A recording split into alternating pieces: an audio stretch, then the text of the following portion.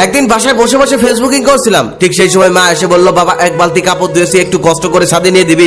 আমি তখন বিরক্তির সাথে মাকে বললাম, দেখছো না কাজ করছি, আমি পারবো না, যাও এখান থেকে। মা তখন বলল, কই কাজ করতেছিস, তুই তো মোবাইল চাপাচাপি করতেছিস। তখন আমি আরো বিরক্তি হয়ে বললাম, যাও নিজের কাজ নিজে করে নাও, একটু শান্তি মতো বসে থাকতে দেখতে পারো না, একটু বসে থাকলে কাজের কথা বলো। তারপর মা সেখান থেকে চলে গেল, আমিও দরজা বন্ধ করে ফেসবুকিং করতে লাগলাম, কারণ দরজা খোলা লাগলে একটু পর পরই আসবে আর ঘ্যানর ঘ্যানর করবে, এটা ওটা করতে বলবে। সেদিনই সন্ধ্যাবেলায় ছাদে গিয়ে একটু বসেছি, এদিক সেদিক চোখ বোলাচ্ছি, ঠিক সেই সময় মায়ের কল দিয়ে বলছে, বাবা কই রে তুই? আমি তখন বললাম, এখানে আসলেও আবার কল দিতে হয়? আমি না তোমাকে বলে আসলাম ছাদে আসছি, ছাদে আসলেও তোমাকে কল দিয়ে জ্বালাতে হবে আমাকে, তাই না? মা তখন নরম সুরে বলল, আমার একা একা ভালো লাগছে না, তুই একটু বাসায় আয়, আয় তোর সাথে একটু গল্প করি। তখন আমি বিরক্তির সাথে বললাম, আচ্ছা যেতে পারি, তবে যাওয়ার পর কিন্তু কোনো কাজ দেওয়া যাবে না, মনে থাকে যেন। তখন মা মুচকি এসে বলল, আচ্ছা কোনো কাজ দিব না, আয় তুই। তারপর আমি বাসায় চলে আসলাম। মা আসার পরে সেই বিরক্তিকর গল্প, যেই গল্পগুলো আমার শুনতে ভালো লাগে না, বারবার শুধু সেই গল্পগুলো আমার সাথেই বলতে হয় তার। আমি তখন ফেসবুকিং শুরু করলাম, কারণ মায়ের ওই পুরনো গল্প শোনার মতো এত সময় নেই আমার। তারপর মা যখন বুঝতে পারলো যে আমি তার গল্প মনোযোগ দিয়ে শুনছি না, তারপর মা চলে গেল রান্নাঘরে রান্না করার জন্য। তারপর আমি বসে বসে টিভি দেখছিলাম। কিছুক্ষণ পর মা আবার আমার সামনে এসে হাজির। আমি মাকে দেখেই বললাম, আবার কি কাজের জন্য এসেছো? মা তখন বলল, রান্নাঘরের কলটা কাজ করছে না, একটু বাইরের কল থেকে পানি এনে দিবি, ইদানিং শরীরটা ভালো না, এক বালতি পানি আমি নিয়ে আসতে পারছি না, তাই বলছি, না হলে আমি তোকে বলতাম না। তারপর আমি বিরক্তির সাথে মাকে বললাম, যাও এখান থেকে, ওগুলো মেয়েদের কাজ আমি করতে পারবো না। মা তখন মন খারাপ করে সেখান থেকে চলে গেল আর নিজেই চলে গেল বালতি নিয়ে পানি আনার জন্য। তারপর আমি টিভি দেখছিলাম, তবে দীর্ঘ সময় কেটে গেল, মাকে আর পানি নিয়ে ফিরতে দেখলাম না। আমি একটু অবাক হয়ে সামনে দিয়ে গিয়ে মাকে ডাকতে লাগলাম। তারপর আমি ঘর থেকে বের হয়ে যা দেখলাম, তার দেখার জন্য আমি মোটেও প্রস্তুত ছিলাম না।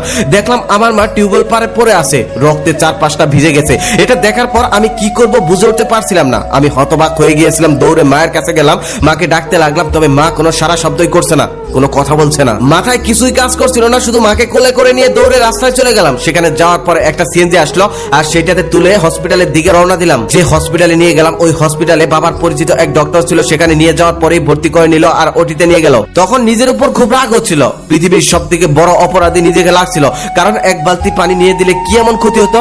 আজকে যদি মায়ের কিছু একটা হয়ে যায়, তাহলে তো নিজেকে কখনোই ক্ষমা করতে পারবো না। একটু পরে একটা নার্স এসে একটা কাগজ হাতে ধরিয়ে দিয়ে বলল, এই ঔষধগুলো খুব তাড়াতাড়ি নিয়ে আসুন। তারপর আমি ফার্মেসিতে গিয়ে খুব তাড়াতাড়ি সেই ঔষধগুলো নিয়ে আসলাম। নিয়ে আসার পর দেখি বাবার পরিচিত সেই ডক্টর বাইরে দাঁড়িয়ে আছে। আমি তখন বললাম, আঙ্কেল আমার মায়ের অবস্থা কেমন? তখন সে বলল, অবস্থা তেমন একটা ভালো না, রক্ত লাগবে, রক্ত দিতে হবে। আমি তখন বললাম, আমার শরীরের সমস্ত রক্ত নিয়ে নিন, তারপর আমার মাকে ভালো করে দিন। তারপর ডক্টর আঙ্কেল বলল, আমাদের কাছে রক্ত ছিল, সেগুলো দেওয়ার চেষ্টা করছি, তবে তোমার মায়ের শরীরে রক্ত নিতে চাচ্ছে না, তুমি আনতে অনেক দেরি করে ফেলেছ, আরেকটু আগে আনলে ভালো হতো। তবে ডক্টররা তাদের চেষ্টা করছে, বাকিটা আল্লাহর ইচ্ছা। আমি তখন সেই ডক্টর আঙ্কেলকে বললাম, আঙ্কেল এমনটা বলবেন না, প্লিজ আমার মাকে ভালো করে দিন, আমার মাকে ছাড়া আমি বেঁচে থাকতে পারবো না। ডক্টর আঙ্কেল তখন বলল, বাবা ডক্টর কখনোই মানুষকে বাঁচাতে পারে না, সবই আল্লাহর হাতে, আল্লাহ মানুষকে বাঁচাতে পারে। আঙ্কেলের সাথে কথা চলতে চলতে একটা মৃতদেহকে সাদা কাপড়ে মুড়িয়ে একজন নার্স বাইরে নিয়ে আসলো। তখন সেই নার্স আমার কাছে এসে বলল, সরি আপনার মাকে বাঁচানো গেল না। কথাটা শুনে আমি কিছুই বিশ্বাসই করতে পারছিলাম না, সবকিছুই স্বপ্নের মতো মনে হচ্ছিল। ডক্টর আঙ্কেল তখন আমাকে সান্ত্বনা দিতে দিতে বলল, তোমার মাকে আগেও কতবার বলেছিলাম ভারী কাজ কখনোই করা যাবে না, তার শরীর অনেক দুর্বল ছিল, কিন্তু কে শুনে কার কথা? আমি তখন আর নিজের মধ্যে ছিলাম না। এটা কতটা যন্ত্রণা, এটা একমাত্র তারাই বুঝতে পারবে যাদের মা পৃথিবী থেকে হারিয়ে গেছে। আমার পুরো পৃথিবী তখন থমকে গিয়েছিল। সারাটা জীবন যাকে এত অবহেলা করলাম, আজকে তার নিথর দেহটাই আমার শরীরের সমস্ত শক্তি কেড়ে নিয়েছে। কাপা কাপা হাতে তখন মায়ের মুখ থেকে সাদা কাপড়টা সরালাম। কোনোদিনই কখনোই এই মায়া ভরা মুখটার দিকে ভালো করে তাকাইনি। কতটা মায়া ছিল এই মুখে, তা আজ দেখতে পারছি। আমি তখন চিৎকার করে আম্মু আম্মু বলে ডাকতে লাগলাম আর বলতে লাগলাম, আম্মু আমি আর জীবনে কখনোই তোমার অবাধ্য হব না, সমস্ত কাজ করে দিব, কখনোই তোমার কথার বাইরে যাব না, তোমার গল্প শুনবো, শুধু একবার তুমি চোখটা খোলো, একবার তুমি আমাকে বাবা বলে ডাকো। তুমি না বলেছিলে আমি নিষ্ঠুর, আমার নাকি কোনো মায়া নেই, আমার চোখে নাকি কোনো পানি নেই, এই দেখো আজ তোমার জন্য আমার চোখে কত পানি। আম্মু একবার ওঠো।